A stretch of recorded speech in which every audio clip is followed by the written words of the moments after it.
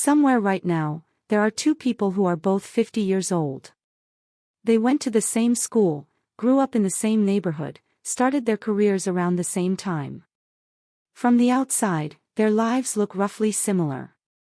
Same age, same general chapter of life, same number of years on the planet. But spend an hour with each of them and you will feel something completely different. One of them lights up when they talk about what they are learning, what they are thinking about, what they recently got wrong and what that taught them. There is a quality of aliveness to them, a sense that life is still unfolding and they are leaning toward it. The other one, almost without realizing it, has quietly stopped. They talk mostly about the past. Their opinions formed years ago and have not really moved since.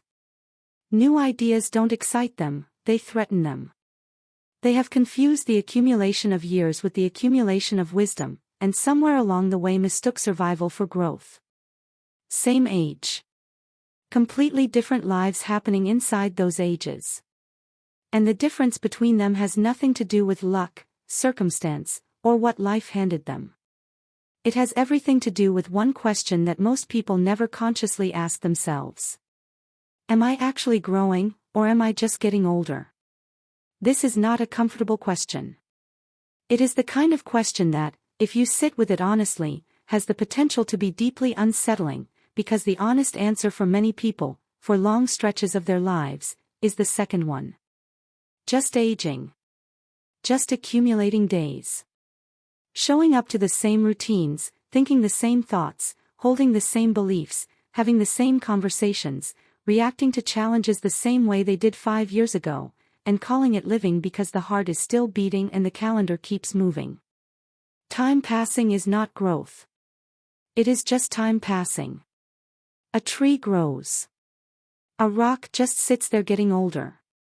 Both of them are subject to time. Only one of them is actually doing something with it. The distinction matters more than almost anything else in a human life, and it matters for reasons that go far beyond self-improvement or productivity or any of the usual frameworks we use to talk about personal development. It matters because of what the research consistently tells us about what makes a human life feel meaningful and well-lived from the inside. The psychologist Erik Erikson, who developed one of the most influential theories of human development across the entire lifespan, described the central tension of middle and later adulthood as the conflict between what he called generativity and stagnation. Generativity means continuing to grow, contribute, create, invest in the future, leave something behind that matters. Stagnation means stopping. Settling into comfort and repetition. Letting the inner life go quiet while the outer life continues on routine. And Erikson found that people who live primarily in stagnation, who stop growing, show dramatically higher rates of depression, meaninglessness, and a creeping despair that they often cannot name or explain but which colors everything. The feeling of being stuck is not a mood. It is a signal. The signal that growth has stopped and something in you knows it. To understand why growth matters so profoundly, you need to understand something about how the brain relates to novelty and challenge. The brain is not a static organ that simply stores what you feed it and runs the same programs indefinitely. It is a living, dynamic structure that physically changes in response to experience, a property called neuroplasticity that neuroscientists spent decades establishing against significant resistance from the scientific establishment that believed the adult brain was essentially fixed. It is not. New neural connections form when you learn new things. Existing connections strengthen when you practice skills and deepen understanding. The brain actually generates new neurons in certain regions, particularly the hippocampus, which is central to memory and learning, in a process called neurogenesis, and this process is stimulated by learning, physical exercise, and novel experience. When you stop learning, when you stop challenging your brain with genuinely new material, the opposite process accelerates. Connections that are not used weaken and eventually get pruned away. The brain, with ruthless biological efficiency, eliminates what it is not using. Use it or lose it is not a motivational phrase. It is a description of actual neurological process. The brain you exercise with curiosity and challenge is physically different, more densely connected, more resilient, more capable, than the brain you leave on autopilot. And the differences compound over decades in ways that show up unmistakably in cognitive vitality and quality of life in later years. The Harvard Study of Adult Development, which is the longest-running study of adult life ever conducted, followed hundreds of people across their entire adult lives for over 80 years, and its findings on what separates people who age well and feel their lives have been meaningful from those who don't are remarkably consistent. The people who thrived were not the ones who achieved the most by external measures. They were the ones who stayed curious, stayed connected, kept evolving in their understanding of themselves and the world, and consistently chose engagement over withdrawal when life gave them the option. Growth, in other words, was not just correlated with happiness. It was one of the primary engines of it. There is a psychologist named Carol Dweck whose work on mindset has become one of the most widely cited bodies of research in modern psychology, and her central finding is relevant here in a way that goes beyond the usual conversation about students and academic performance. Dweck found that people operate from one of two fundamental orientations toward their own abilities and nature. A fixed mindset, which is the belief that you are essentially what you are, that your intelligence and character and capabilities are relatively set, and that life is largely about performing within those fixed parameters without exposing their limits. Or a growth mindset, which is the belief that you are always in process, that your understanding, your skills, your character, and your wisdom are all things that can be developed through effort, experience, and honest reflection. And crucially, the fixed mindset does not just limit performance in specific tasks. It limits the entire orientation toward life. A person with a deeply fixed mindset about their own nature is not just unlikely to learn new skills.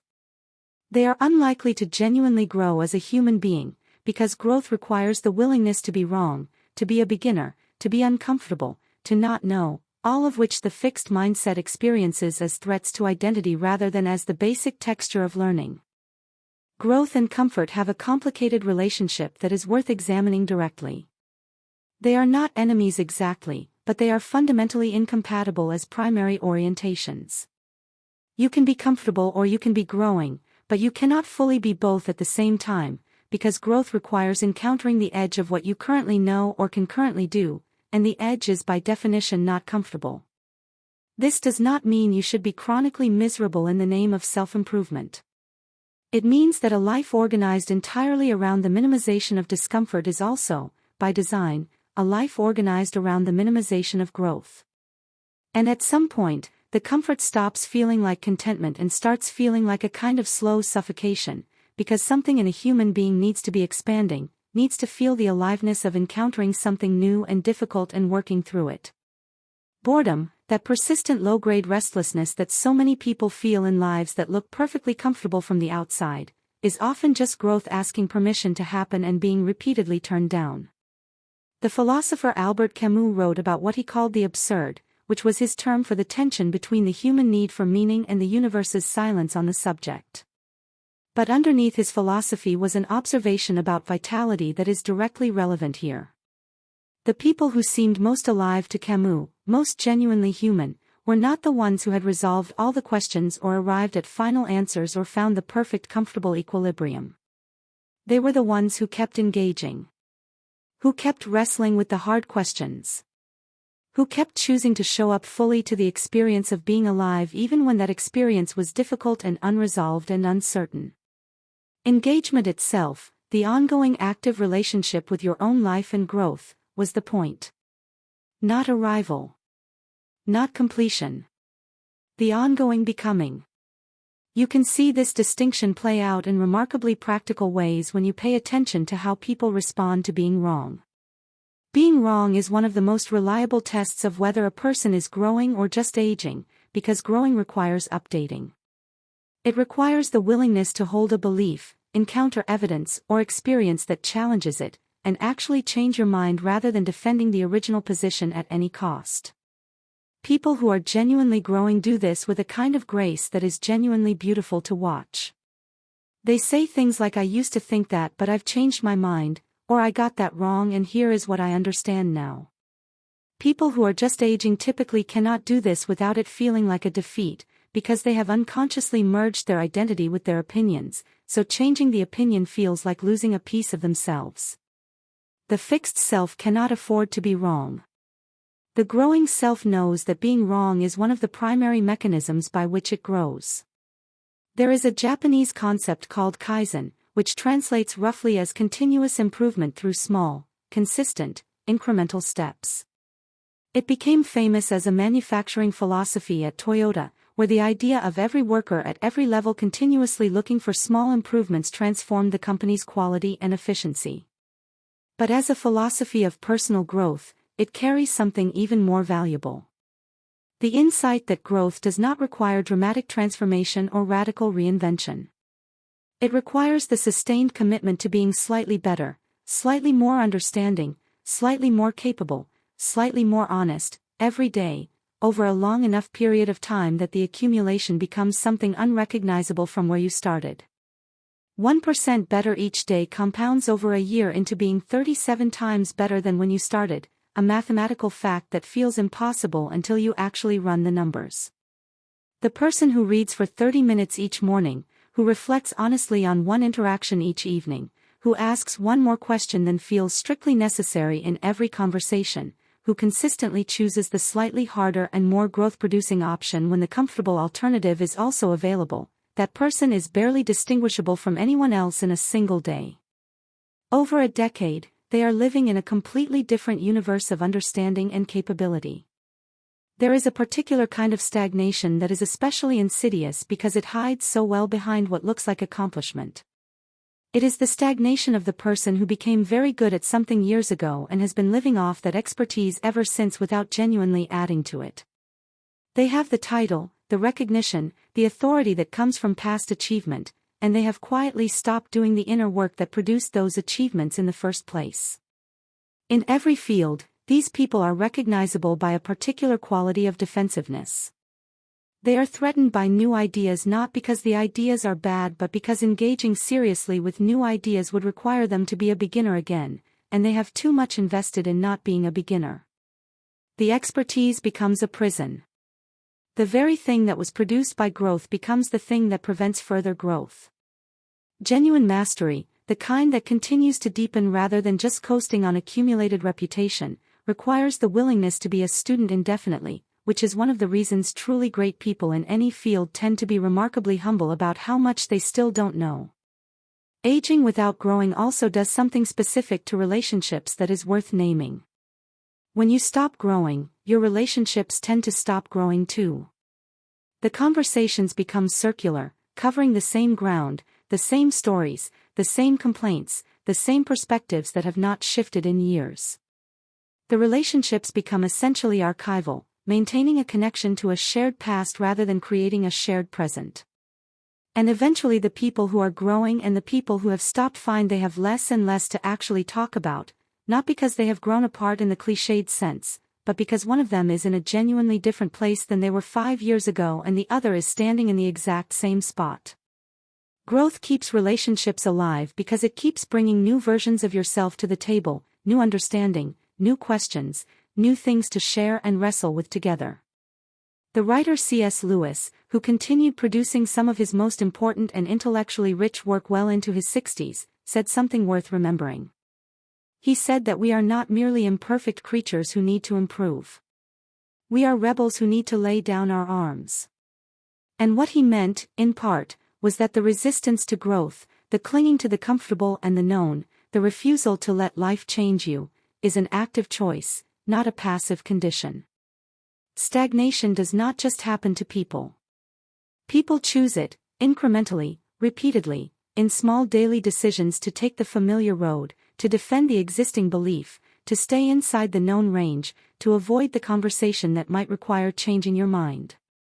And growth is equally a choice, made in the same small daily increments, to stay curious, to take the harder road when it leads somewhere more real, to let experience actually teach you something rather than just passing through you on its way to becoming a memory. The question worth carrying is not whether you have achieved enough or whether your life looks successful from the outside. Those are real questions, but they are not this question. This question is simpler and more fundamental and in some ways more demanding. When you are honest with yourself, truly honest, Are you different than you were a year ago? Not older. Different. Wiser in any real way. More understanding of something you previously misunderstood. More capable of something that previously defeated you. More honest about something you previously couldn't face. Has anything actually moved? Has the river of your inner life been flowing, or has it been sitting still so long it has started to become a pond? Because the years are going to pass regardless. That part is not optional and not up for debate. Time does not ask your permission and it does not wait for you to be ready. What is optional, what is entirely and always up to you, is what you do with the time while it is passing. Whether you let it merely age you or whether you insist, stubbornly, joyfully, sometimes painfully, on letting it grow you. The clock runs in only one direction. The question is whether you are running with it, or just being carried.